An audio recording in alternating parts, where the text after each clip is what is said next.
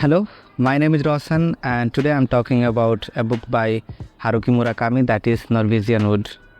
So why did I decide to read it?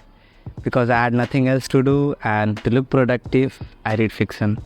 That was one part of the reason, but another was I wanted to read more books from Murakami.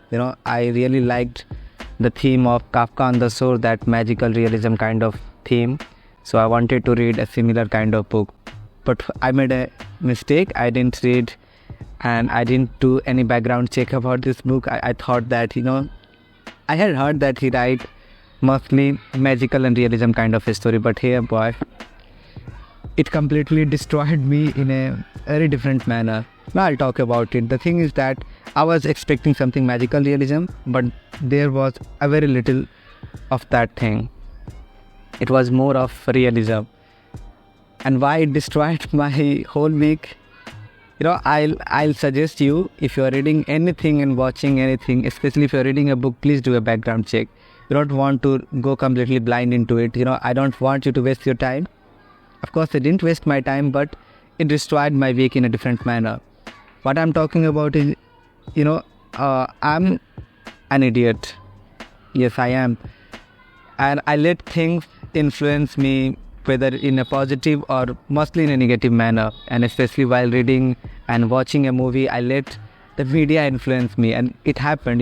This book deals with mental illness. This book talks about suicide, sex and sexuality. And, it was a very bad time for me to read it. I had a very bad week even before reading this one. And while reading it, I just couldn't stop thinking about what I could have done, all those existential questions. And we don't actually talk about mental illness, mental health here. So it's through books, it's through these videos, through writing, I let my emotion on my paper, but boy, it was too heavy for me. So this book is about, that's why I'm telling you to do a background check, because if you are even a bit like me, you let things influence you. Of course, if you are reading a book, if you are spending that much time, you are going to be influenced by that thing. So please do a background check, even if you let things change you even a tiny bit. So this book is about a guy who is Toru Watanabe, I hope I'm saying it correctly, and his friend Kizuki, and the girlfriend of his best friend Naoko. So the story starts when our main character Toru is on an airport and he listens to this Beatles song, Norwegian Wood, and he is transported back to his past, and he is thinking about his college days when he was 19 and early 20s. So this guy is written in a manner that I think most of the people who are into literature can relate with him. Because I was able to. Of course, I haven't slept with that many girls, and my body count is never gonna reach when he was 20, even in my whole lifespan. So apart from that, this guy was quite relatable. He loved books, he loved to listen to music, and of course he was always thinking about stuff, but in a very detached manner. He also reminded me of this main character from Albert Camus' book, The Stranger. That guy who talks about Mama dies today or yesterday. I don't know. I hope I'm saying that thing correctly too. So he was, of course, attached to this girl Naoko, his first love. But apart from her, I think he seemed to be detached with most of the things. I think it was entertaining. This book was entertaining, and I don't know whether I should recommend it to anybody or not. This book deals with very heavy themes such as suicide, sex and sexuality, and mental illness, and in a very unique manner, I would say. But I would recommend to not let it influence you, because I thought that it was a kind of case study on suicide, but with the element of fiction. So if you want to read that kind of book, then you should check this out.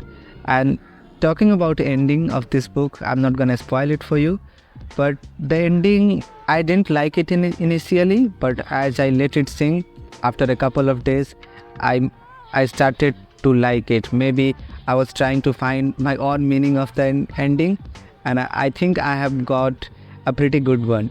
I will not talk about it here, but I'll just mention that the thing I was looking for by reading this book, that magical element, I found it at the ending.